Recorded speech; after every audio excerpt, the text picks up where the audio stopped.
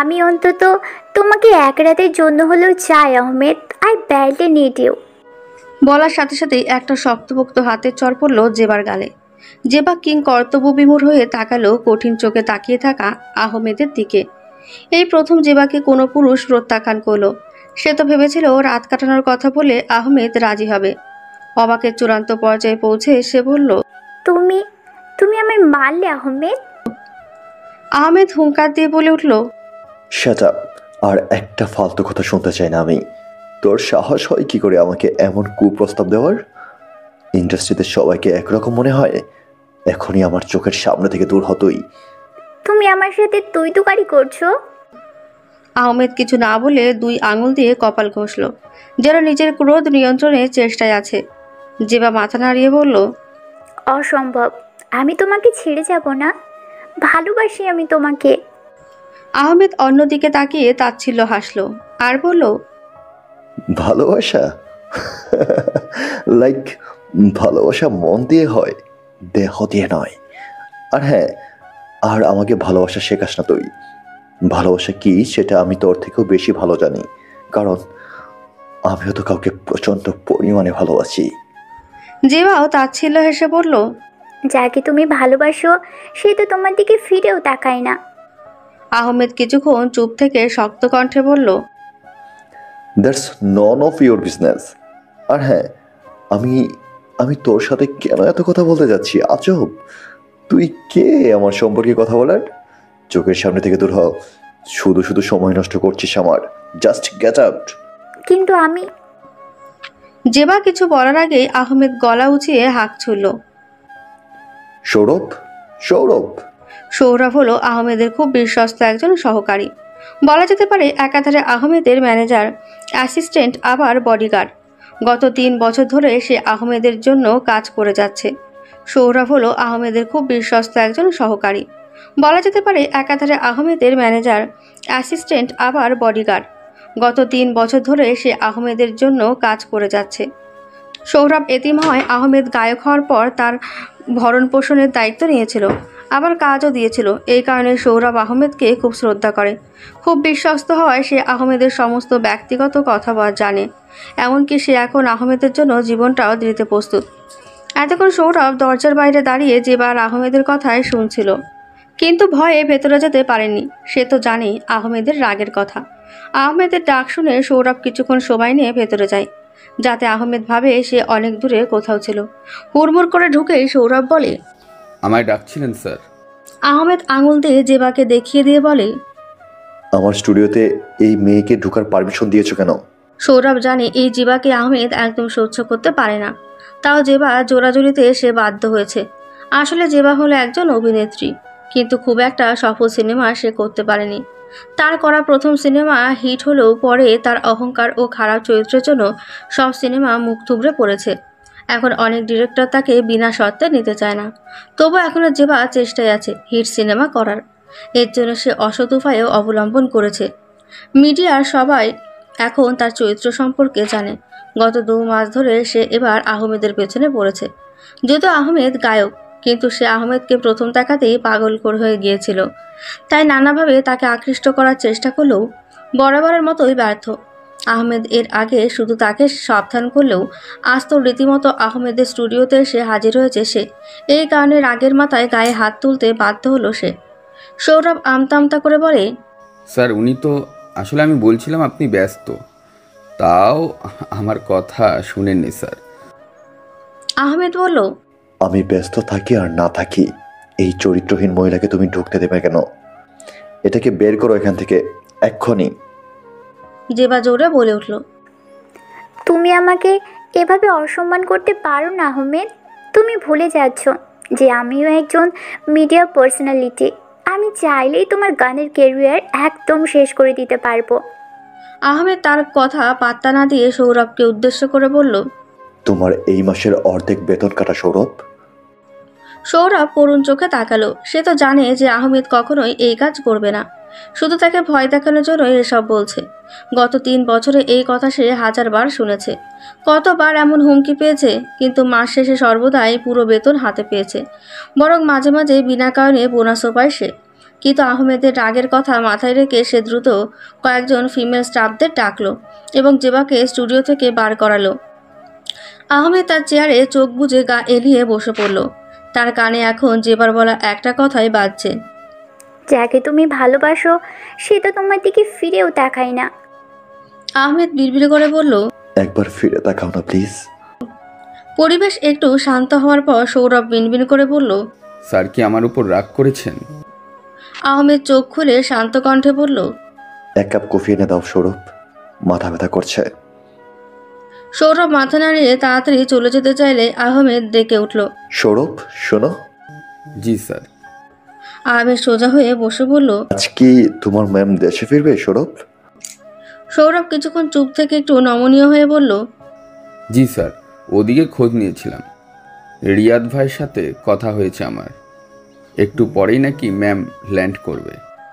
আহমেদ কিছু একটা ভেবে বলল, গাড়ি বের করো, প্রডিউসারকে বলে দাও আমি কাল উত্তরার কনসার্টের পর গান রেকর্ডিং করব। এখন ক্লান্ত লাগছে, বাড়িতে যেতে যাচ্ছি। সৌরভ মাথা নেড়ে বলল, ওকে স্যার। এই সকালে মিষ্টি রোদের মাঝে এয়ারপোর্টের সামনে দাঁড়িয়ে রয়েছে নাহিদ। হাতে তার একটা ফুলের বুকে, আর আরেক হাতে ঝুলে আছে একটা সুন্দর হরেক রকম ফুলের মালা। চতুর্থবারের মতন হাতের ঘড়ির দিকে তাকিয়ে নাহিদ বলল, ম্যাডাম কি প্ল্যানের ভিতরেই মারপিট শুরু করলো নাকি? গাড়ির ভেতর থেকে রিয়াদ ফোন কল করতে করতে বলল, ম্যাডামের সামনে বলি সেটা কপালে ঠিক মাঝ বরাবর গুলি করে দিবে। নাহিদ একটা ঢোক গিলে বলল, আর ভয় দেখাস না ভাই, এমনিতেই ভয় আছে। ড্রাইভিং সিটের পাশে বসে থাকা নুরা সরল কণ্ঠে বলে উঠল, তোমরা এভাবে বলছো কেন? মেম কি অনেক বেশি রাগী? রিয়াদ একটা দীর্ঘশ্বাস ফেলে বলল, না, রাগী বলতে তেমন না, আসলে ম্যাডাম অনেক ভালো আর নরম মনের একজন। বাইরে থেকে শক্ত হলেও ভিতর থেকে উনি আমাদের থেকেও নরম, কিন্তু প্রকাশ করে না। নাহিদ উৎফুল্লে বলে উঠল, যেমন নারকেল। তিনজনে একসাথে হেসে উঠল। রিয়াদ নুরাকে উদ্দেশ্য করে বলল, তুমি তো নতুন, ম্যাডামের সাথে তো কাজ করোনি, কয়েকদিন থাকো, তারপর বুঝতে পারবে। প্রথম একটু ভয় লাগবে, কিন্তু পরে ঠিকই বলবে যে ম্যাডামের মতো ভালো মানুষ দুটো নেই। তাদের কথার মাঝেই এয়ারপোর্ট থেকে বেরিয়ে এলো অহনা। তাকে আসতে দেখে নাহিদ বলল, কিরে খবর নিলি? অহনা গাড়িতে হেলান দিয়ে বলল, আর 5 মিনিটের মধ্যেই ল্যান্ডিং হবে। আসলে ফ্লাইট টেক অফ করতে নাকি লেট হয়েছিল। এটা শুনে রিহাদ ফোন পকেটে ঢুকিয়ে গাড়ি থেকে বের হলো। নুরাও বের হলো। অহনার দিকে তাকিয়ে নাহিদ বলল, কিরে অহনা, তুই এবার হেমন মুখটা ঝুলে রেখেছিস কেন? অহনা ছোট্ট একটা শ্বাস ফেলে বলল, টেনশন হচ্ছে রে, ম্যাডামের জন্য খুব টেনশন হচ্ছে। রিয়াদ অহনার মাথায় গাঁটটা মেরে বলল, তোর আবার কিসের টেনশন? তুই তো ম্যাডামের সবচেয়ে বিশ্বস্ত আর পছন্দের, ম্যাডাম তো বিশ্বাস করে তোকে। অহনা বলল, না রে, সেটা না, আসলে খবর পেলাম জেকে নাকি গত পরশু দেশে ফিরেছে। রিয়াদ অবাক হয়ে বলল, কি? জাভেদ রায়ান দেশে এসেছে? নুরা ভাবুক হয়ে বলল, জাবেদ রায়হানটা কে? অহনা চোখ বড় করে তাকিয়ে রিয়াদকে বলল, আস্তে, কি করছিস তুই? পুরো নাম নিচ্ছিস কেন? পাবলিক প্লেস এটা, যে কেউ শুনে ফেলবে। নাহিদ ভয়ে ভয়ে বলল, সর্বনাশ করেছে রে, এই খবর কি ম্যাডাম পেয়েছে? অহনা ঠোঁট ভিজিয়ে বলল, হয়তো বা পেয়েছে, আর এই কারণেই ম্যাডাম ওখানকার কেস পেন্ডিং রেখেই দেশে ফিরছে, না হলে এত তাড়াতাড়ি তো আসার কথা ছিল না। রিয়াদ মাথা চুলকে বলল, যা বাবা, আমি তো ভেবেছিলাম ম্যাডাম মনে হয় স্যারের জন্য দেশে ফিরেছে। সৌরভকেও খবরটা দিলাম, ভাবলাম অবশেষে মান অভিমানের পালা শেষ হবে। অহনা বলল, আহমেদ স্যার? রিয়াদ বলল, হ্যাঁ, তাছাড়া আর কি। অহনা দুদিকে মাথা নেড়ে বলল, ম্যাডামকে আমি 3 বছর ধরে চিনি রে রিয়াদ, এত সহজ হবে না। স্যার দেশে আসার 1 সপ্তাহ পরেই তো ম্যাডাম কেসের অজুহাতে পাকিস্তান গেল, আর এই যে এখন ওই খবর পেয়ে দেশে আসছে, না হলে আরও দেরিতে আসতো। তবে স্যার যেহেতু এখন ঢাকাতেই আছে, তাই কিছু একটা হতেই পারে। স্যারও তো ম্যাডামের থেকে কম না, আর কিছু হলে মন্দ হবে না, আমি তো খুশিই হব। নাহিদ বলল, আর এমনিতেও যে এর দেশে আসার খবরে যদি ম্যাডাম দেশে এসে থাকে তাহলে আর দেশের বাইরে যাবে না, তাই আহমেদ স্যারের জন্য এটা একটা সুবর্ণ সুযোগ। নুরা উৎফুল্লে বলে উঠল, আহমেদ মানে জনপ্রিয় গায়ক সাদ আহমেদ রহমান? রিয়াদ বলল, উনি, ওনার গান আমার খুব পছন্দের। নুরার চোখ চকচক করে উঠল। ও মাই গড, উনি তো আমার ফেভারিট সিঙ্গার। এত জোস কণ্ঠ, দেখতেও যা হট। হায়, আমি তো বারবার প্রেমে পড়ে যাই। আমার 2 বছরের ক্রাশ উনি। রিয়াদ খুব খুব করে কেসে উঠল। সে তো উনি আমারও খুব পছন্দের, কিন্তু এখন ওসব ক্লাস টাস বাদ দাও, বুঝলে? ভুলে যাও, প্রেম তো দূরের কথা, যা এখানে বললে তার ভুলে উচ্চারণ করো না। নাহিদ হেসে বলল, বিদেশ করে ম্যাডামের সামনে তো ভুলেও আহমেদ স্যারের কথা বলবা না, আজকেই তোমার চাকরি খেয়ে ফেলবে। আবার যদি শুনে প্রেমে পড়েছো তাহলে মনে করো দুনিয়াতে তোমার আর জায়গা নেই। এখন আবার জানতে চাও না যে কেন, আস্তে আস্তে সব জানবে। নুরা আবার ফিসফিস করে বলল, এই জাবের ডাহানটা আবার কে অহনা আপু? অহনা ছোট শ্বাস ফেলে বলল, কিছুদিন যাক, এটাও জানতে পারবে। আজ থেকে ম্যাডামকে ভালো করে অবজার্ভ করো। এখন থেকে তো আমাদের সাথেই ম্যাডামের হয়ে কাজ করতে হবে। নুরা বাধ্যের মতন মাথা নাড়ল। সপ্তাহখানিক হয়েছে সে সিক্রেট পুলিশ টিম এজেন্ট আর গ্রুপে জয়েন হয়েছে। পুলিশে জয়েন করার সাথে সাথেই তাকে তার যোগ্যতার ভিত্তিতে এই গ্রুপে নিয়োগ করা হয়েছে। সবাই তার থেকে অনেক সিনিয়র। তাদের কথা বলার মধ্যেই কিছুক্ষণ পর ফ্লাইট ল্যান্ডিং এর অ্যানাউন্সমেন্ট শোনা গেল। সবাই খুব দ্রুত সজাগ হয়ে উৎসুক দৃষ্টিতে তাকিয়ে রইল এয়ারপোর্টের দিকে। রিয়াদ নিজের শার্টের কলার ঠিক করলো, অহনা নিজের চুল বেঁধে নিল। এদিকে নাহিদ তো দাঁত কেলিয়ে ফুলের মালাটা উঁচু করে রাখলো। ম্যাডাম আসলেই এই ফুলের মালা দিয়ে আমন্ত্রণ জানিয়ে ম্যাডামকে খুশি করাটাই তার মূল উদ্দেশ্য। এয়ারপোর্টের স্বয়ংক্রিয় দরজা খুলতেই ধীরে ধীরে বাইরে পা রাখে এক রমণী, যার চোখে আত্মবিশ্বাসের ঝলক, কিন্তু আড়ালে লুকিয়ে থাকা আন্ডারকভার পরিচয়ের গোপন গাম্ভীর্য। সে এয়ারপোর্টের স্বচ্ছ দরজা দিয়ে বেরিয়ে এলো। সূর্যের আলো তার মুখে পড়ে। সাদা শার্টে তাকে যেন আরও দৃঢ় ও আত্মবিশ্বাসী দেখাচ্ছে। শার্টের সিম্পল পরিপাটি কাট আর তার ওপর খাপে খাপে বসা বডি ফিটের ডিজাইন তার ব্যক্তিত্বকে আরও জোরালো করে তুলেছে। হাতে ধরা কালো ট্রলিং লাগেজের হ্যান্ডেল ধরে সে দৃঢ় পায়ে সামনে এগিয়ে চলে, যেন তার প্রতিটি পদক্ষেপেই আত্মবিশ্বাসের ছাপ ফুটে উঠেছে।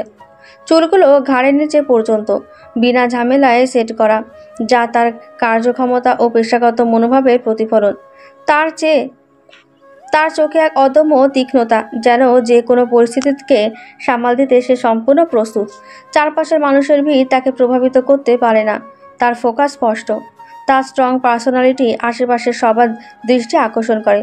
কেউ তার দিকে তাকালে নীরব সম্মান আর মুগ্ধতা চোখে পড়ে। তার হাঁটা, তার শরীরের ভাষা, সব কিছুতেই দৃঢ়তা আর আত্মবিশ্বাসে এক গভীর ছাপ। হ্যাঁ, এই রমণী হলো আন্ডারকভার টিমের লিডার এজে রোজা। অহনা দ্রুত গতিতে এগিয়ে যায়, তার পিছু পিছু সবাই আসে। সবাই রোজার কাছে এসে একসাথে বলে, গুড মর্নিং ম্যাম। রোজা চোখের সানগ্লাসটা খুলে মুচকে এসে বলে, গুড মর্নিং গাইস, কি অবস্থা সবার?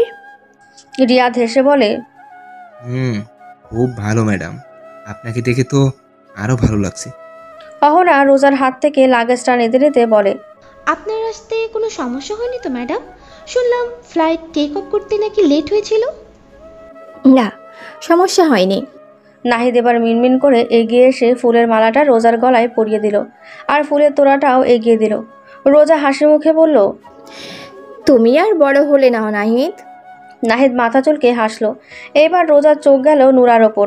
নুরাকে দেখিয়ে রোজা ভ্রু কুঁচকে অহনাকে বলল, এই মেয়েটা? রিয়াদ বলল, ও হ্যাঁ, ম্যাডাম গত সপ্তাহে জয়েন করছে আমাদের টিমে, নতুন মেম্বার, নাম হলো নুরা, বাড়ি সিলেটে। অহনা এবার বলল, ম্যাডাম, আপনি যে নতুন একজনকে নিতে বলেছিলেন, এই কারণে নুরাকে নিয়েছি। আমাদের থেকে একটু জুনিয়র, কিন্তু খুবই দক্ষ। আমার মনে হয় ওর কাজে আপনি নিরাশ হবেন না। রোজা বলল। ভালো করে যাচাই করেছো তো? অহনা বলল। ইয়া ম্যাম, শিওর। আর ওর মধ্যে অনেক দক্ষতা রয়েছে, যা আমাদের মধ্যে খুব একটা নেই। রোজা ভ্রুকুচকে বলল। যেমন? হ্যাকিং করতে পারে, অভিনয় করতে পারে, দরজার লক চাবি ছাড়া খুলতে পারে, বাংলা ইংরেজি ছাড়াও আরও 13টি ভাষায় কথা বলতে পারে, আবার অফিসিয়াল কাজও ভালোই করতে পারে। ওর টার্গেট অনেক ভালো, অনেক দূর থেকেও বন্দুক টার্গেট করতে পারবে।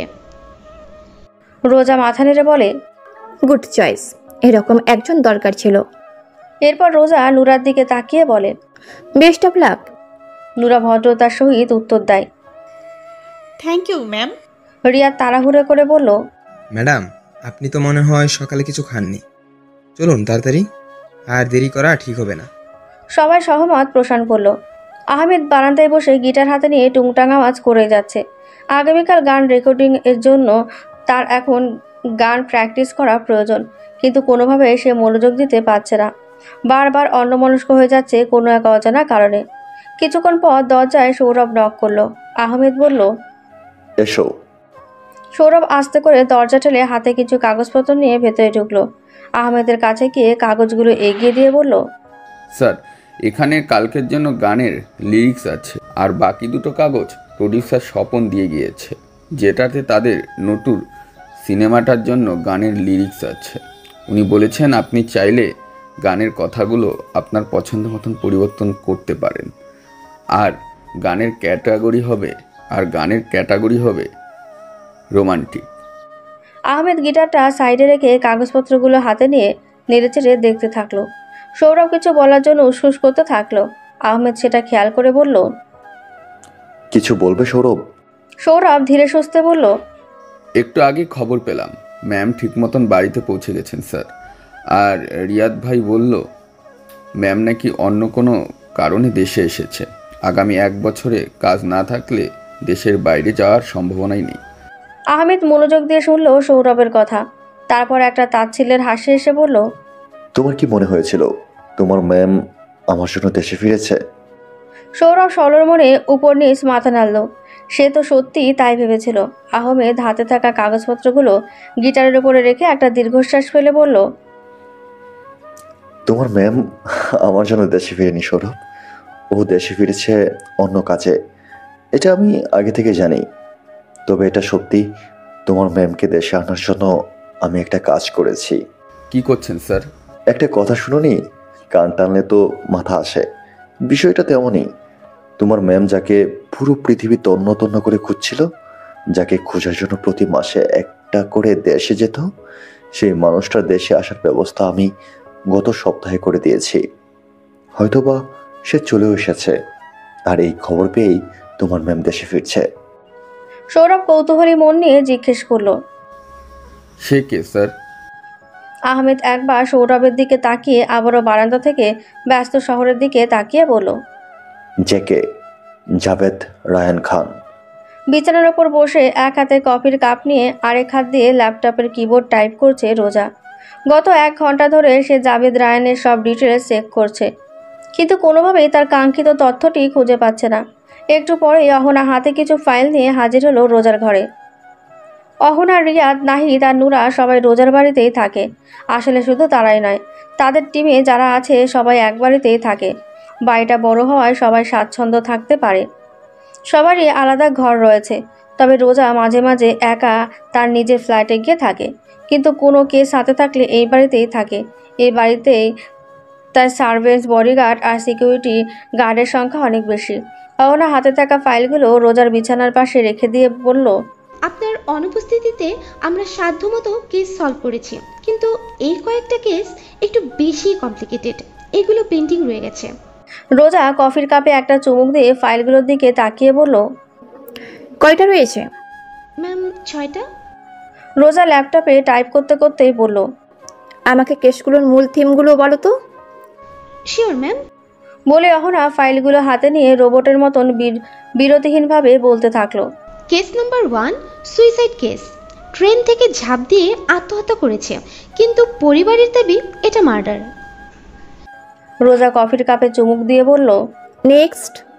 কেস নাম্বার 2, ছাদে লাশ পাওয়া গেছে। লাশের বুকে ছুরি মারা হয়েছে, কিন্তু আশেপাশে কোথাও অস্ত্র পায়নি। কেস নাম্বার 3, ড্রেনে একটা লাশ পাওয়া গেছে। লাশটা অনেক দিনের, এই কারণে চেহারা নষ্ট হয়ে গেছে।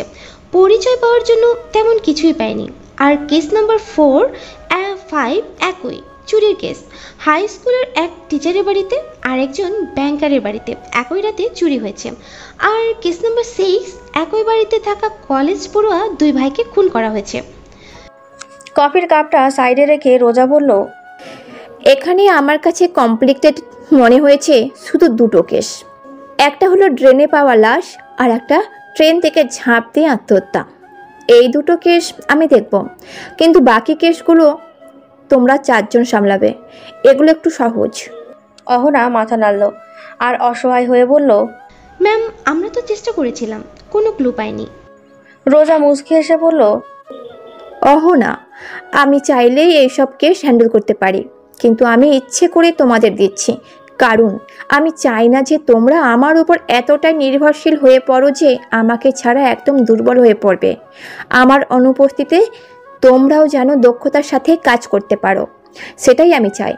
মনে করো বাই এনি চান্স আমি কোনো বিপদে পড়লাম বা আমার কিছু হয়ে গেল, তখন তোমরা কি হাত গুটিয়ে বসে থাকবে? আমাকে বাঁচানোর চেষ্টা করবে না? অহনা মাথা নেড়ে বলল, অবশ্যই চেষ্টা করব ম্যাম, জীবন দিয়ে চেষ্টা করব। রোজা শান্ত কণ্ঠে বলল, সেটার জন্য তো তোমাদের তৈরি হতে হবে। একটা হাতের বুড়ো আঙুল ভেঙে গেলেও কিন্তু বাকি আঙুলগুলো কাজ করে, না? আমিও চাই আমার অনুপস্থিতিতে তোমরাও সেইভাবে কাজ করো। তোমাদের শেখানোটাই আমার মূল উদ্দেশ্য, বুঝেছো? অহনা বলল, জি ম্যাম, বুঝতে পেরেছি। এই কেসগুলোর মধ্যে সবচেয়ে সহজ কেস হলো চুরির দুটো কেস। আমাদের যে নতুন মেয়েটা এসেছে নুরা, তাকেই কেসগুলো হ্যান্ডেল করতে দেবে।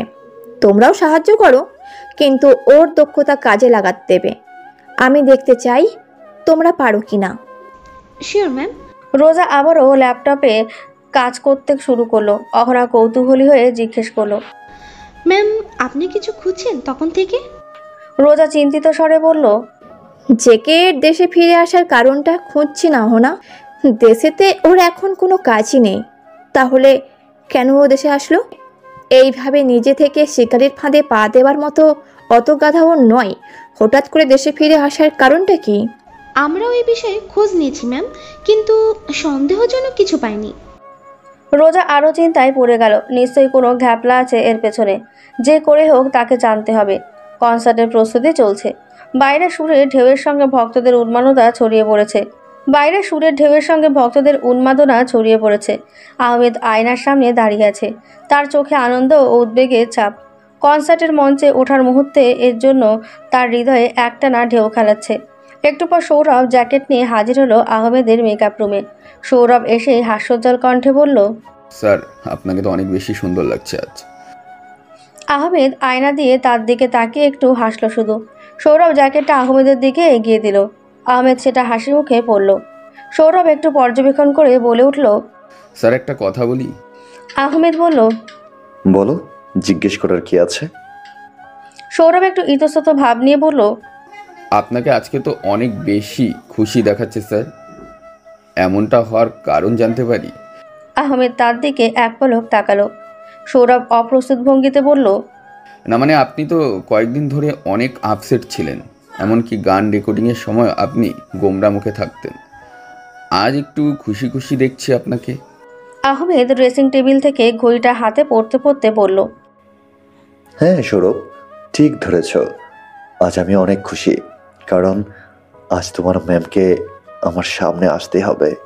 সে আজ আমাকে দেখতে বাধ্য। বলে আহমেদ একটা রহস্যময় হাসি দিল।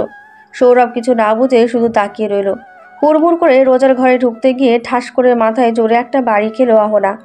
বিরক্তিসূচক শব্দ করে উঠতে গেলে সামনে রিয়াদকে দেখে চুপসে গেল সে। মিনমিন করে বলল, সরি রে, আমি দেখতে পাইনি। রিয়াদ ভ্রুকুচকে বলল, এইভাবে রকেটের গতিতে আসলি কেন? ম্যাম কাজ করছে তো। অহনা মাথা ঘষতে ঘষতে তাড়াহুড়ো করে বলল, আর বলিস না রে, একটা সেই খবর পাইছি। যদিও খবরটা বাসি, তাও এখনই ম্যামকে জানানোটা খুব দরকার। এই কারণে এক্সাইটমেন্ট ধরে রাখতে পারিনি। কি খবর? আমিও তো একটু শুনি। ভেতরে চল, ম্যামের সামনেই বলছি। দুজন মিলে একসাথে ভেতরে আসার পর অহনা আস্তে করে রোজাকে ডেকে বলল, ম্যাম, একটা খবর আছে। রোজা সোফায় বসে কাজ করছিল। অহনার কথা শুনে উঠে দাঁড়িয়ে বলল, কি খবর বলো? ম্যাম, আসলে জাবেদ রাহানের দেশে ফিরে আসার কারণটা মনে হয় পেয়ে গেছি। রোজা ভ্রু কুঁচকে বলল, মানে? ম্যাম, গত সপ্তাহে জাবেদ রাহানের মিরপুরের 21টা ফ্যাক্টরিতে আগুন লেগে গিয়েছিল। আগুনের উৎস কেউ জানে না। এছাড়া ওনার ধানমন্ডিয়ার বাড়িতেও কেউ আগুন দিয়েছিল। অনেক টাকা লোকসান হয়ে গেছে, প্রায় 67 কোটি টাকার মতো হবে। আমার মনে হয় এই কারণে হয়তো ও দেশে ফিরেছে। যতই হোক, টাকা সম্পর্কে সে তো আবার অনেক সিরিয়াস। রোজা মাথা নেড়ে বলল, মনে হয় না অহনা, আমি শিওর এই কারণেই তারা দেশে ফিরেছে। কিন্তু তোমরা এই খবর আগে কেন জানতে পারোনি? আমি তো তোমাদের খোঁজ রাখতে বলেছিলাম। রিয়াদ আমতা আমতা করে বলল, ম্যাম, আমরা আসলে কেসগুলো নিয়ে খুব চিন্তায় ছিলাম, আর অফিসিয়াল অনেক কাজ ছিল। বাবার ওইদিকে ওই শালা টাকলাটা, না মানে এসআইটা খুব জ্বালাচ্ছিল। এসব ব্যস্ততার মধ্যে এই কারণে। রোজা হাত উঠিয়ে তাকে থামিয়ে দিল। রিয়াদও দমে গেল। সে তো জানে রোজা এসব অজুহাত পছন্দ করে না। অহনা আবার বলে উঠল, ম্যাম, আমার মনে হচ্ছে কেউ ইচ্ছে করে এই কাজ করেছে। না হলে জাবেদ রাহান এতটাও কেয়ারলেস হবে বলে মনে হয় না। রোজা কিছু বলল না। তার মাথায় এখন অন্য এক চিন্তা ঘুরছে। আগুন লাগার বিষয়টা তার কাছে খুব ঘোলাটে লাগছে। রোজাকে এভাবে মগ্ন দেখে রিয়াদ আর অহনা একে অপরের দিকে চাওয়াচাই করলো। জাভেদ রায়ানের খোঁজ না রাখার কারণে তারা কি শাস্তি পাবে, নাকি আবার? একটু পর নাহিদ ও নুরা এসে হাজির হলো তাদের মাঝে। নুরা বলল, ম্যাম, গাড়ি বের করেছি, আমরা এখনই বের হতে পারি। নুরার কথা শুনে রিয়াদ বলল, গাড়ি বের করা মানে? ম্যাম কোথাও যাবে নাকি? রোজা ফোন হাতে নিয়ে বলল, একটু থানা থেকে ঘুরে আসি, আর তোমাদের ওই টাকলাটাকে একটু টাইট দিয়ে আসি। ওদিকে কাজগুলো ঠিক মতো হচ্ছে কিনা সেটাও তো জানতে হবে, আর আমার নিজেরও কিছু কাজ আছে। রোজার মুখে এসআইকে টাকলা বলা শুনে রিয়াদ মুচকি হাসলো। অহনা বলল, ম্যাম, আমিও যাই। রোজা বলল, তুমি, নুরা আর নাহিদ আমার সাথে চলো। আর রিয়াদ, তুমি পেন্ডিং কেসগুলোর কাজ শুরু করো। আগামী 7 দিনের মধ্যে অন্তত একটা কেস ক্লোজ করা চাই। বিশাল সোডিয়াম ভর্তি হাজারো দর্শক উন্মুখ হয়ে অপেক্ষা করছে আহমেদের আগমনের জন্য। স্টেজের উপরে ঝুলছে রঙিন আলো। একেবারে নীরব স্টেজ, কিন্তু দর্শকের গর্জন ক্রমশ বাড়ছে। তাই একসাথে ধ্বনি তুলতে থাকে, আহমেদ আহমেদ। নির্দিষ্ট সময়ের কিছু আগে স্টেজের আলো ধীরে ধীরে কমে আসে। এক মিষ্টি সুর বাজতে শুরু করে এবং সেই সুরের সাথে মিশে যায় দর্শকদের উত্তেজনা। হঠাৎই স্টেজের মাঝখানে একটা আলোর ঝলকানি হয় এবং ধোঁয়ার ভেতর থেকে বেরিয়ে আসে আহমেদ। তার গায়ে চকচকে কালো জ্যাকেট, চোখে সূর্য গ্লাস। মাইক্রোফোন হাতে নেওয়ার সাথে সাথে দর্শকের চিৎকারের তীব্রতা দ্বিগুণ হয়ে যায়। অন্যদিকে শহরের রাস্তাগুলো জমজমাট। রাস্তায় গাড়ির দীর্ঘ লাইন, ভক্তদের তাড়া আর যানজট।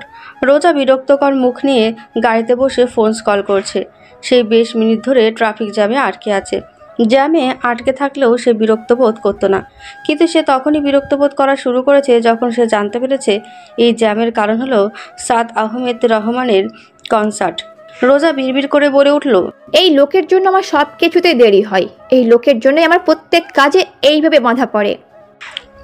এদিকে নুরার মনটা খুশখুশ করছে। সে আহমেদের অনেক বড় ফ্যান। এভাবে আহমেদের কনসার্ট শুনতে পাচ্ছে, কিন্তু সেই কনসার্টে অংশগ্রহণ করতে পারছে না ভেবে তার মনটা ভেঙে চুরমার হয়ে যাচ্ছে। গাড়ির লুকিং গ্লাস থেকে একবার সে রোজাকে দেখে নেয় আর মনে মনে ভাবে, ম্যাম, যদি না থাকতো তাহলে আমি দৌড়ে কনসার্টে চলে যেতাম। রোজা সঠিক সময়ে পৌঁছাতে চায়, কিন্তু যানজটের কারণে তা সম্ভব হচ্ছে না। তার মেজাজ খারাপ হচ্ছে আরেকটা কারণে। এই গাড়িতে বসে সে আহমেদের কণ্ঠ শুনতে পাচ্ছে। ক্ষুব্ধ মনে সে মনে মনে আহমেদের দিকে তাকিয়ে ইচ্ছেমতো গালাগালি করে। কিছুক্ষণ পর আর সহ্য করতে না পেরে রোজা গাড়ি থেকে নেমে পড়ে। রোজাকে নামতে দেখে নুরা ও অহনা একে অপরের দিকে তাকায়। নাহিদ বলে ওঠে, ম্যাম নেমে পড়লেন যে? রোজা বলল, আমি এখানে দাঁড়িয়ে আছি, তোমরা একটু কনসার্ট দেখে এসো যাও। এইভাবে ট্রাফিক জ্যামে আটকে থেকে লাভ নেই, তার থেকে বরং কনসার্টটা এনজয় করে আসো। রোজার কথা শুনে অহনার মুখটা একদম হা হয়ে যায়। এটা কিভাবে সম্ভব? সে কি স্বপ্ন দেখছে? রোজা এই কথা বলতে পারছে? অহনার এমন তাকানো দেখে রোজা সিরিয়াস কণ্ঠে বলে, আমি তোমাদেরকে যেতে বলেছি, আমি যাব না। তাছাড়া নুরা তো ওই গায়ককে পছন্দ করে, যাও এনজয় করে আসো। আর এমনিতেও এই জ্যামের মধ্যে আমি থানায় এখন যেতে পারবো না। নুরা উৎফুল্লে লাফিয়ে উঠে হুড়মুড় করে গাড়ি থেকে বের হয়ে রোজাকে বলে, thank you ma'am, thank you so much. Ahana একটু আমতা করে বলে, ম্যাম আপনি কিভাবে জানলেন যে নুরার? কথা শেষ হওয়ার আগেই রোজা বলে উঠল, তুমি হয়তো ভুলে যাচ্ছ অহনা, যে আমার গ্রুপে কোনো মেম্বারকে নেওয়ার আগে বা নেওয়ার পরে হলেও আমি তার সমস্ত খুঁটিনাটি তথ্য জেনে নিই। নুরা হাত দিয়ে জিভ কেটে বলল, ম্যাম আসলে আমি না ওনার অনেক বড় ফ্যান, আর উনি তো কোনো ক্রিমিনাল না। ওরা সবাই আমাকে বলেছিল আপনি নাকি ওনাকে পছন্দ করেন না, এ কারণে আমি আপনাকে কিচ্ছু বলিনি। রোজা মুচকে এসে বলল, যাও তোমরা, আমি এখানে দাঁড়িয়ে রয়েছি। নাহিদ বলে উঠল, ম্যাম আপনিও চলুন না, গান শুনবো শুধু। রোজা ভ্রুকুচকে তাকালো। নাহিদ আবারও বলল, ম্যাম আপনি শুধু গান শুনবেন, হই গায়কের দিকে তাকানোর দরকার নেই তো। অহনাও সহমত পোষণ করলো। অনেক জবরদস্তি করে সবাই মিলে রোজাকেও নিয়ে গেল কনসার্টের দিকে। আহমেদ গিটার হাতে নিয়ে ব্যান্ডের ইশারা করলো। শুরু হলো মিউজিক। বৃষ্টি ভেজা স্বপ্ন দে, রোদেলা কিছু গল্প দে, বাসবো ভালো কাছে আয়, ও জানে যা। বৃষ্টি ভেজা স্বপ্ন দে, রোদেলা কিছু গল্প দে, বাসবো ভালো কাছে আয়, ও জানে যা। থাকবো পাশে রাত দিন, তোকে ছাড়া খুব কঠিন, আজ ইশক তোর কাটে না যে ঘোর কেন বল। বৃষ্টি ভেজা স্বপ্ন দে, রোদেলা কিছু গল্প দে, বাসবো ভালো কাছে আয়, ও জানে যা। গানের প্রতিটি লাইনে তার সুরের জাদু দর্শকদের হৃদয় স্পর্শ করছে। হাজার হাজার হাত উঁচু হয়ে তাকে স্বাগত জানাচ্ছে। ফোনের ফ্ল্যাশগুলো একসাথে জ্বলতে শুরু করে, যেন আকাশে তারাগুলো মর্তে নেমে এসেছে। দর্শকরা করতালিতে মেতে ওঠে। চারিদিকে একবার চোখ বুলিয়ে আহমেদ আবারও গাইতে শুরু করলো। বৃষ্টি ভেজা স্বপ্ন দে, রোদেলা কিছু গল্প দে, বাসবো ভালো কাছে আয়, ও জানে যা। থাকবো পাশে রাত দিন, তোকে ছাড়া খুব কঠিন, আজ ইশক তোর কাটে না যে ঘোর কেন বল। বৃষ্টি ভেজা স্বপ্ন দে, রোদেলা কিছু গল্প দে, বাসবো ভালো কাছে আয়, ও জানে যা। এর মধ্যে রোজাকে নিয়ে হাজির হয় নুরা, নাহিদ এবং অহনা। নুরা তো এসেই চিল্লানো শুরু করে দেয়। অহনা এবং নাহিদও খুব খুশি। তাদের কাছেও আহমেদের গান অনেক ভালো লাগে, কিন্তু রোজার ভয়ে তারা কখনো স্বীকার করে না। রোজা না চাইতেও একবার তাকায় আহমেদের দিকে। আহমদ অবশেষে খুঁজে পায় তার গন্তব্য। কনসার্টে এত ভিড়ের মধ্যেও আহমেদের চোখজোড়া যাকে খুঁজছিল তাকে পেয়ে গিয়ে আহমেদ মুচকি হাসে। রোজা চোখ সরিয়ে নেয়। আহমেদ খুব অমায়িকভাবে হেসে আবারও গিটারে হাত দিয়ে রোজার দিকে তাকিয়ে গাইতে শুরু করে। বৃষ্টি ভেজা স্বপ্ন দে, রোদেলা কিছু গল্প দে, বাসবো ভালো কাছে আয়, ও জানে যা। রোজা একটা শুকনো ঢোক গেলে, যতই হোক এই মানুষটাকে সে ভালোবেসেছিল। বেসেছিল বলে ভুল হবে, এখনো ভালোবাসে। এখানে থাকাটা আর ঠিক হবে না। রোজা একটু অপ্রস্তুত ভঙ্গিতে সবাইকে বলে, চলো যাই, হয়েছে, আর গান শুনতে লাগবে না, দেরি হয়ে যাচ্ছে, থানায় চলো। নুরা মুখটা বাংলার পাঁচের মতন করে বলল, ম্যাম আর একটু। রোজা শক্ত দৃষ্টিতে তাকায়। সবাই মিয়ে যায় আর বলে, আচ্ছা ঠিক আছে, চলুন। রোজা আর এক মুহূর্ত সময় নষ্ট না করে হনহন করে ভিড় থেকে বেরিয়ে আসতে থাকে। যা দেখে আহমেদ মুচকি এসে মনে মনে বলে, তুমি এখনো এতটুকু বদলাওনি মাই কুইন। তুমি এখনো আগের মতোই আছো। এখনো তুমি আমার প্রতি দুর্বল। এখনো তুমি আমার সামনে বেশিক্ষণ থাকতে পারো না। এখনো তুমি আমার চোখের দিকে তাকাতে ভয় পাও। রোজা এবং বাকিদের প্রস্থানের পর আহমেদ একটা দীর্ঘশ্বাস ফেলে। থানায় এসআই এর সামনে চেয়ারে বসে হাতে কফির কাপ নিয়ে রয়েছে রোজা। এসআই তৃতীয়বারের মতন রুমাল দিয়ে কপালের ঘাম মুছল। সে খুব ভালোই ভয়ে আছে। রোজা কফির কাপে চুমুক দিয়ে আবারও বলল, আপনারা কি করছেন? মানে ফ্যাক্টরিতে আগুন লাগলো, জাভেদ রায়ান দেশে আসলো, সে এখন দেশেই আছে, অথচ আপনারা কিছুই জানেন না। এখন আবার বলছেন দেশের কোনো জায়গায় সে আছে কি সেটাও আপনারা জানেন না। মানে তার কোনো তথ্য আপনারা আমাকে দিতে পারছেন না। 2 সপ্তাহ ধরে কি করছেন তাহলে? এসআই কপালের ঘাম মুছে আমতা আমতা করে বলল। রোজা বাঁকা হেসে বলল, কেস নিয়ে ব্যস্ততা, কাজ। আচ্ছা বুঝলাম, কিন্তু একজন ইন্টারন্যাশনাল ক্রিমিনালকে ধরা আপনাদের কাজ নয়। আপনাদের এইসব কেস সলভ করতে বেশি দিন লাগার কথা নয়। আপনারা একজন ইন্টারন্যাশনাল ক্রিমিনালকে ছেড়ে দিয়ে এইসব ছোটোখাটো কেস নিয়ে পড়ে আছেন, আবার সেটাকে অজুহাত বানিয়ে আমাকে বলছেন। নাইস, ওকে ফাইন, আপনাকে এখন আর এই বিষয়ে দেখতে লাগবে না। আপনারা তাহলে কেস নিয়ে থাকুন, জাভেদ রায়ানকে আমি দেখছি। রোজা কফির কাপটা টেবিলে রেখে উঠে দাঁড়ালো। থানা থেকে বের হওয়ার আগে সে আবারও এসআই এর দিকে তাকিয়ে বলে, যেহেতু আপনারা জাভেদ রায়ানের কেসটা দেখছেন না, সেহেতু বাকি কেসগুলো যাতে যথাযথভাবে ক্লোজ হয় সেই বিষয়টির দায়িত্বটা তো আপনার।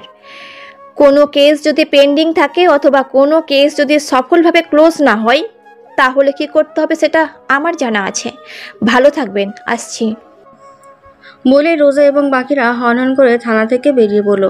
তারা বেরিয়ে পড়ার পর এসআই একটা স্বস্তির শ্বাস ফেলল। দেখুন ম্যাডাম, শুধুমাত্র আপনার কথাতেই আমি অনেক চেষ্টা করছি, কিন্তু আমি পারিনি। আমার চেষ্টার মধ্যে কোনো না কোনো রকম অবহেলা ছিল না। রোজা ঠান্ডা চোখে তাকিয়ে রইল কিছুক্ষণ। একটু আগে সে সিআইডি অফিসার মিস্টার আকরাম চৌধুরীর সাথে দেখা করতে এসেছে। পাকিস্তান যাওয়ার আগে সে এই অফিসারকে জাভেদ রায়ান সম্পর্কে সমস্ত তথ্য বের করার দায়িত্ব দিয়েছিল। আকরাম চৌধুরীর কথা শুনে রোজা একটু হেসে বলে উঠল, আপনারা কি শুরু করেছেন বলুন তো? এই জাভেদ রায়ান সম্পর্কিত কোনো কিছুই তো দেখছি আপনাদের কাছে সিরিয়াস না। আমি যাকে এই বিষয়ের কথা বলছি সেই বলছে পারিনি, পারছে না, সম্ভব না। এমন কেন বলুন তো? রোজার কথা শুনে আকরাম চৌধুরী একটু দমে গেলেন। অপ্রস্তুত ভঙ্গিতে বললেন, প্লিজ ম্যাম, এভাবে বলবেন না। আমি একজন সিআইডি অফিসার, এটা আমারও কাজ। শুধু শুধু আমি কেন এটা অবহেলা করব, আপনি বলুন। রোজা ভ্রুকুচকে বলল, সেটা তো আপনারাই ভালো বলতে পারবেন, কিন্তু আমি আপনাদের কাছে কোনো রকম সিরিয়াসনেস দেখতে পাচ্ছি না। এই পর্যায়ে আকরাম চৌধুরী চুপ থাকলেন। রোজা বাঁকা হেসে চেয়ার থেকে উঠে পড়ল। এরপরে আকরাম চৌধুরীকে উদ্দেশ্য করে বলল, আপনি আমার কোনো কাজই ঠিক মতো করতে পারেননি। কেন পারেননি সেটাও আমি বুঝতে পারছি না। যাই হোক, শেষবারের মতো একটা কাজ দিচ্ছি, সেই কাজটা করে দিলে খুশি হব। আকরাম চৌধুরী বিনয়ের সাথে বলল, বলুন ম্যাম, কি করতে হবে? রোজা বলল, জাভেদ রায়ান দেশে ফিরছে কারণ দেশে তার ফ্যাক্টরিগুলোতে আগুন লেগেছে। 67 কোটি টাকার লস। এখন আপনার কাজ হলো কে বা কারা জাভেদ রায়নার ফ্যাক্টরিগুলোতে আগুন লাগিয়েছে তাদেরকে খুঁজে বের করা। আকরাম চৌধুরী ভ্রু কুঁচকে বলল। কিন্তু ম্যাম, এটা জেনে আমাদের কি লাভ? রোজা আবারও বাঁকা হেসে বলল, শত্রুর শত্রু বন্ধু হয় জানেন তো। বলে হাতে থাকা সানগ্লাসটা পরে রোজা সিআইডি ব্যুরো থেকে বেরিয়ে আসলো। সৌরভ কিচেন রুমে আহমেদের জন্য স্ট্রবেরি জুস বানাচ্ছে। একটু পরে তার ফোন বেজে উঠল। ভালো করে হাত মুছে সে ফোনটা তুলল। হ্যাঁ রিয়াদ ভাই, বলো। রিয়াদ আশেপাশে তাকিয়ে একটু সতর্ক হয়ে ফিসফিস করে বলল, শোন সৌরভ, ম্যাম একটু আগে সিআইডি ব্যুরোতে গিয়েছিল। সৌরভ না বুঝে বলল, কেন? রিয়াদ আবারও বেশি ফিসফিস করে বলল, আবার জিগায়, জানিস না তুই? আচ্ছা শুন, তুই শুধু আহমেদ স্যারকে বল যাতে উনি সাবধান হয়ে থাকে। ম্যাম জাভেদ রায়ানের ফ্যাক্টরিগুলোতে কে আগুন লাগিয়েছে সেটা বের করেই ছাড়বে। স্যারকে সাবধানে থাকতে বল। আর হ্যাঁ, কোনো ক্লু যাতে না পাওয়া যায়। সৌরভ ভ্রু কুঁচকে বলল, কি হয়েছে রিয়াদ ভাই? তোমার কি মাথা টাথা গেছে সব? ম্যামের কি আবার ক্লু লাগবে? কোনো ক্লুয়ের দরকার নেই ওনার, বেশিক্ষণ না। তুমি দেখো 24 ঘন্টার মধ্যে বের করে ফেলবে যে আসলে আহমেদ স্যারই আগুন লাগিয়েছে। রিয়াদ সরু চোখে বলল, এমনভাবে বলছিস যেন মনে হচ্ছে আহমেদ স্যার ধরা পড়লে তোর খুব ভালো লাগবে। তুই জানিস ম্যাম এমনিতেই স্যারের উপর কতটা রেগে আছে? এরপরে এসব জানতে পারলে স্যারের আর চান্স নেই। সৌরভ একটু হেসে বলল, আরে ধুর রিয়াদ ভাই, আমাদের স্যার কি কাঁচা খেলাড়ি নাকি?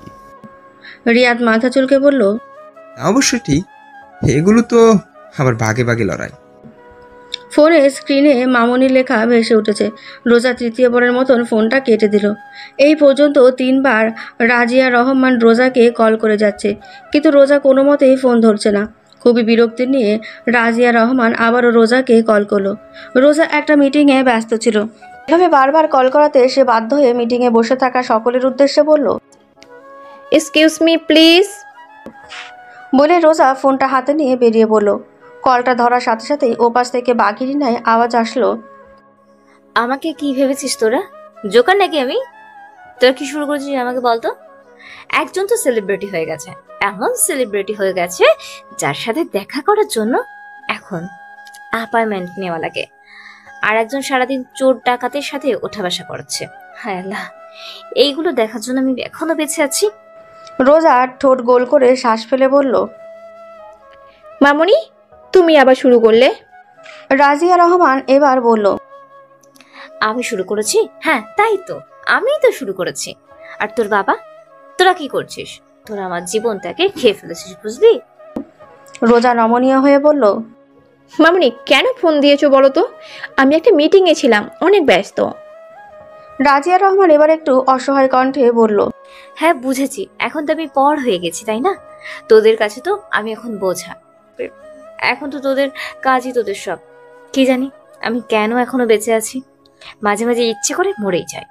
রোজা সাথে সাথেই বলে উঠল, আস্তাগফিরুল্লাহ। মামনি তুমি থামবে? কি চাও বলো তো? আমি জানি তুমি নিশ্চয়ই কোনো কারণ ফোন দিয়েছ, এই জন্যই আমাকে তো ডাইভার্ট করতে এখন এইসব কথা বলছো। সাথে সাথে রাজিয়া রহমানের কুমিরের কান্না থেমে গেল। সেবার একটু ভাব নিয়ে বলল, আজকে রাতে আমার বাড়িতে আসিস, এখন রাতের খাবারটা খেয়ে যাস। রোজা বলল, ব্যাস এইটুকুই তো? হ্যাঁ এইটুকুই। তোদের কাছে তো আমার আর কিছু চাওয়ার নেই, শুধু সময় করে একটু আসিস, রাত্রিবেলা খাবারটা খেয়ে যাস আমার বাড়ি থেকে। রোজা বলল, আচ্ছা ঠিক আছে, রাতে তোমার বাড়িতে খেয়ে তবেই আমি আমার ফ্ল্যাটে ফিরবো, ওকে? এখন উল্টোপাল্টা কথা একদম বলবে না, খুবই ব্যস্ত, পরে কথা বলছি, রাখছি। ফট করে ফোনটা কেটে দিল রোজা। আসলে রাজিয়া রহমান হলো আহমেদের ফুপুর দুঃসম্পর্কের বোন, তবে তিনি আহমেদের ফুপুর খুব ভালো বন্ধু ছিলেন এবং তারা 2 বোনের মতোই থাকতো। আহমেদের বাবা আজ থেকে প্রায় 4 বছর আগে মারা যায়, আর আহমেদের মা তার জন্মের 1 বছর পরই মারা যাচ্ছে। বলতে গেলে সেই সময় আহমেদের মায়ের অভাবটা রাজিয়া রহমান পূরণ করেছিল। আহমেদের নিজের ফুপু কানাডাতে থাকে। রাজিয়া রহমানের সাথে আহমেদের বাবার অনেক ভালো সম্পর্ক ছিল বলে রাজিয়া রহমান তাদের বাড়িতে থাকতো। এই কারণে আহমেদকে সে ছোট থেকে দেখাশোনা করে এসেছে। রাজিয়া রহমান অবিবাহিত, কোনো এক কারণে সে কখনো বিয়ে করেনি, তবে আহমেদকে সে নিজের ছেলের থেকেও বেশি দেখে। আবার রোজার মা বাবা যখন বেঁচে ছিল তখন রোজার মা রাজিয়া রহমানের বেস্ট ফ্রেন্ড ছিল, যেই কারণে ছোটবেলা থেকে রোজা রাজিয়া রহমানকে অনেক ভালো করে চেনে। রোজার মা বাবা মারা যাওয়ার পর থেকে রোজাকে রাজিয়া রহমান নিজের মেয়ের মতন করে দেখে এসেছে। বলতে গেলে সে রোজা এবং আহমেদকে নিজের ছেলে মেয়ের মতো করে দেখে। আর রোজা এবং আহমেদও রাজিয়া রহমানকে তাদের মায়ের স্বরূপ সম্মান করে। রাত 8টার মধ্যে রোজা তার কাজ শেষ করে গাড়িতে উঠে পড়ে। অহনা বলে ওঠে, ম্যাম এখন কি ফ্ল্যাটে যাব? রোজা বলল, না ফ্ল্যাটে না, মামনির কাছে যাব। নাহিদ উৎসুক হয়ে বলল, কেন ম্যাম, আন্টি কি অসুস্থ? আরে না, মামনি বলল রাতের খাবারটা যেন মামনির বাসায় খেয়ে যাই। মাঝে মাঝে মামনি যে কি এসব জেদ শুরু করে, কি আর বলবো, কিভাবে বোঝাবো বলো তো। এখন আমার সাথে মামনির বেশি দেখা করাটা খুবই বিপজ্জনক। আমার তো এখন শত্রুর অভাব নেই। যদি কখনো কোনোভাবে আমার কোনো শত্রু জানতে পারে যে মামনি আমার আপনজন, তাহলে মামনির নিরাপত্তা থাকবে না। এটা আমি কিভাবে বোঝাবো? অত্যন্ত বিরক্তির সাথে বলল রোজা। অহনা বলল, ম্যাম আন্টি তো আপনাকে অনেক ভালোবাসে, এই কারণেই হয়তো। আর আমরা তো বারবার আন্টিকে বলেছি আমরা কিছু সিকিউরিটি গার্ড রাখি আন্টির কাছে। আন্টি একা একা বাসায় থাকে, সিকিউরিটির দরকার আছে, কিন্তু আমাদের কথা তো শুনে না। রোজা বলল, এটাই তো সমস্যা। নুরা বলে উঠল, আপনারা কার কথা বলছেন ম্যাম? রোজা নুরার দিকে তাকিয়ে বলল, আমার মামনি কথা বলছি, চলো আজকে পরিচয় করিয়ে দেব। নাহিদ বলল, আমরাও যাব ম্যাম আপনার সাথে। রোজা বলল, তো কি আমি একা যাব? তোমাদেরকে কি মনে হয় মামনি আমাকে একা একা খাবারের জন্য ডেকেছে, তোমাদেরকেও খাওয়াবে এই জন্য যেতে বলছে? চলো যাই, বেশি রাত করা যাবে না। নাহিদ গাড়ি স্টার্ট দিল। মিনিট 10-এর মধ্যেই তাদের গাড়ি একটি মাঝারি আকারের একতলা বাড়ির সামনে এসে দাঁড়ালো। রাজিয়া রহমান একা একা থাকার কারণে খুব বেশি বড় বাড়ি নেয়নি। রোজা তাকে অনেক সুন্দর একটা বাড়িতে থাকতে দিতে চেয়েছিল, কিন্তু তিনি সেটা মানেনি। রাজিয়া রহমানের এই বাড়ির পাশেই একটা রেস্তোরাঁ আছে, যেটা তার নিজের। তার হাতের রান্না অনেক ভালো, এই কারণে সে নিজ উদ্যোগে একটি রেস্তোরাঁ খুলেছে, যেখানে মোটামুটি বেশ ভালোই লোকজন যাওয়া আসা করে। সবাই গাড়ি থেকে নেমে পড়ল। গাড়ি থেকে নামার পর রোজা নাহিদকে বলল, গাড়িটা ঠিকঠাক সাইডে করে রেখে আসো। এরপরে বাড়ির দিকে এগোতে গেলেই রোজার চোখ আটকে যায়। ব্রু কুচকে তাকিয়ে থাকে সামনের দিকে। রোজার পিছু পিছু অহনা এসে রোজাকে এমন স্তব্ধ হয়ে দাঁড়িয়ে থাকতে দেখে সে সামনে তাকিয়ে দেখে যে একটা নীল রঙের বড় গাড়ি পার্ক করা রয়েছে বাড়ির সামনে। বিষয়টা আন্দাজ করতে পেরে অহনা মনে মনে বলল, শিট, তাহলে আন্টি এই কারণে ম্যামকে ডেকেছে। আজ যে আবার কেমন ঝড় ওঠে কে জানে। রোজা জিভ দিয়ে ঠোঁট ভিজিয়ে চোখ বন্ধ করে একটা বড় শ্বাস নেয়, যেন নিজের রাগ নিয়ন্ত্রণের চেষ্টা করছে। অহনা বিষয়টা বুঝতে পেরে বলে, ম্যাম চলুন যাই। রোজা অহনার দিকে তাকিয়ে বলে, মামনির কাজটা ঠিক করছো না অহনা। মামনি বারবার আমাকে বাধ্য করেছে অতীতের মুখোমুখি হতে, আমি চাচ্ছি না, তবু আমাকে বাধ্য করছো। অহনা মাথা নিচু করে চুপ করে রইল। রোজাকে কিছু বলে সান্ত্বনা দেওয়ার মতো কোনো বাক্য তার কাছে নেই। গাড়ি পার্ক করে একে একে নাহিদ ও নুরাও আসলো। নুরা এসে বলল, কি হলো ম্যাম, চলুন যাই। নাহিদেরও চোখ গেল সামনে থাকা পার্ক করা গাড়িটার দিকে। সে মুখ ফসকে বলে দিল, আরে এটা তো আহমেদ স্যারের গাড়ি। রোজা নাহিদের দিকে শক্ত চোখে তাকালো। সঙ্গে সঙ্গে নাহিদ চুপসে গেল। তার তো মনেই ছিল না যে এখানে রোজা আছে। উত্তেজনার বশে বলে দিয়েছে। রোজা আবারও সামনে থাকা গাড়িটার দিকে তাকিয়ে বলল, নাহিদ গাড়ি বের করো, চলো ফ্ল্যাটে ফিরে যাব। অহরা বলে উঠল, ম্যাম এটা ঠিক হবে না। আন্টি কত আশা করে আপনাকে ডেকেছে, এখন এইভাবে। রোজা তাকে থামিয়ে দিয়ে বলে উঠল, অহনা তুমি বুঝতে পারছো না যে এটা একটা প্ল্যান? আমাকে ইচ্ছে করে মামনি এইরকম বিভ্রান্তকরী পরিস্থিতিতে ফেলেছে।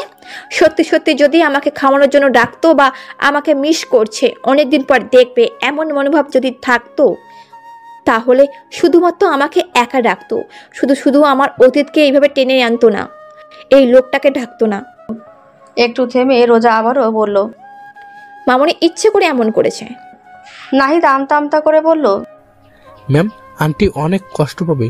চলুন আমরা যাই, আপনাকে স্যারের সাথে কোনো কথা বলতে লাগবে না, আমরা জাস্ট যাব, টেবিলে বসবো, খাবো, আন্টির সাথে কথা বলবো, চলে আসবো, ব্যাস। আর কিছু লাগবে না। আন্টির কথা একবার অন্তত ভাবুন। নাহিদের কথায় যুক্তি আছে। রাজিয়া রহমানের কথা ভেবে রোজা নিজেকে ধাতস্থ করলো।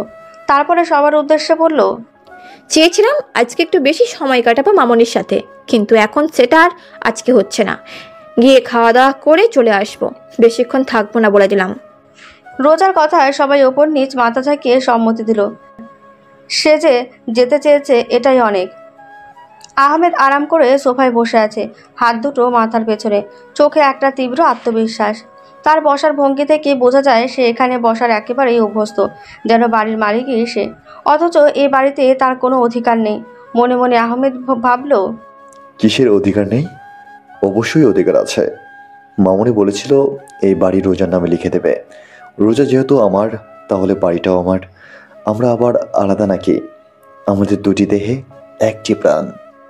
সামনে টেবিলে ছড়িয়ে রাখা কয়েকটা ম্যাগাজিন, অর্ধেক খাওয়া কফির মগ, বাইরে হালকা বাতাস বইছে। জানালার নিচে চাঁদের আলো ফিল্টারের মতো ঢুকেছে ঘরে, কিন্তু আহমেদের মুখে কোনো নড়চড়া নেই।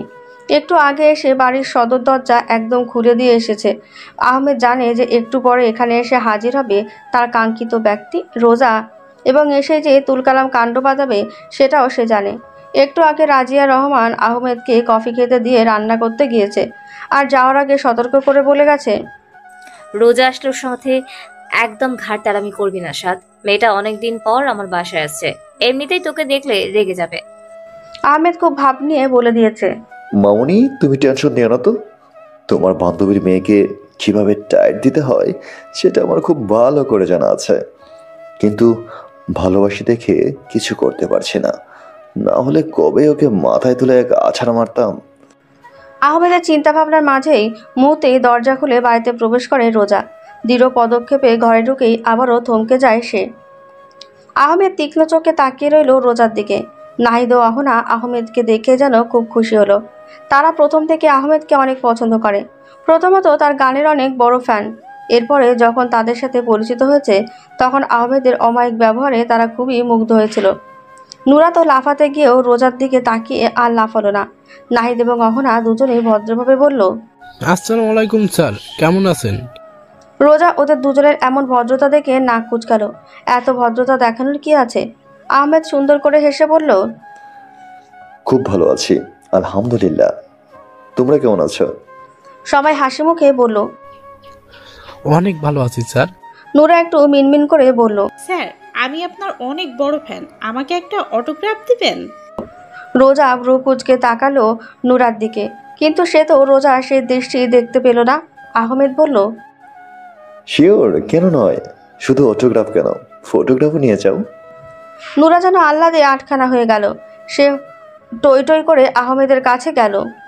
আহমেদ সোফা থেকে উঠে দাঁড়ালো। নুরা তার কোটের পকেট থেকে একটি ছোট নোটবুক বের করলো। এরপর একটি কলম আহমেদের দিকে এগিয়ে দিল। আহমেদ সুন্দর করে একটা অটোগ্রাফ দিয়ে দিল। নুরা অবাক হয়ে বলল, স্যার আমার নাম জানলেন কিভাবে? আহমেদ মুচকে এসে বলল, ম্যাজিক। অহনা হেসে বলল, আসলে তুমি যখন আমাদের গ্রুপে জয়েন হয়েছিলে তখন আমি স্যারকে জানিয়েছিলাম তোমার কথা। আসলে নতুন কেউ জয়েন হলে বা আমাদের গ্রুপে কোনো কিছু হলে আমরা স্যারকে সব জানাই। রোজার সাথে সাথে ফট করে তাকালো অহনার দিকে। বিষয়টা বুঝতে পেরে অহনা তো এবার একটা শুকনো ঢোক গিলল। রোজা বিড়বিড় করে বলল, বিশ্বাসঘাতকের দল। একটু পর আহমেদ নুরার ফোনে তার সাথে একটা সেলফি তুলে নিল। তাদের এসব কাহিনী দেখে রোজার মাথায় আগুন ধরে যাচ্ছিল। শেষমেশ রোজা এবার বলল, অহনা, কাউকে বলে দাও যে এটা তার নিজের বাড়ি না, যে পায়ের উপর পা তুলে এখানে বসে থাকবে। আহনা রোজার কথা শুনে ভ্রু উচালো। অহনা ইঙ্গিতটা বুঝতে পেরে বলল, ম্যাম আমরা ডাইনিংয়ে গিয়ে একেবারে বসি, সোফায় স্যার বসে থাকো। আহমেদ সাথে সাথেই বলল, আরে তোমরা গিয়ে বসবে কেন? এখন কি খাওয়া দাওয়া হবে নাকি? আর অহনা, তুমিও কাউকে একটু কষ্ট করে বলে দাও যে আমার মামনি অনেক বড় লোক, তার এখানে একটা সোফা নেই, অনেকগুলো সোফা আছে। খালি সোফাগুলোতে কেউ বসতে পারে, কেউ বসলে আমি মাইন্ড করব না। বলে আহমেদ একটু সাইড করে বসলো। রেগে মেগে রোজা কিছু বলতে নেয়, সেখানেই রাজিয়া রহমানের আগমন ঘটে। সবাইকে এখানে দেখে সে এসে বলে, অবশেষে তোমরা চলে এসেছো। তোমাদের জন্যই তো অপেক্ষা করতে করতে তো আমার খাবারই ঠান্ডা হয়ে গেল।